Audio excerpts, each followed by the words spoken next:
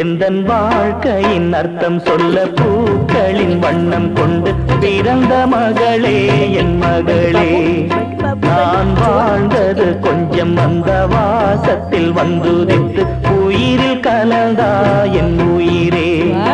உன் பூவிழி குறுநகை அதில் ஆயிரம் கவிதையே. எந்தன் வாழ்க்கையின் அர்த்தம் சொல்ல பூக்களின் வண்ணம் கொண்டு பிறந்த மகளே என் மகளே. நான் வாழ்ந்தது கொஞ்சம் அந்த வாசத்தில் வந்துதித்து உயிரில் கலந்தா என் உயிரே.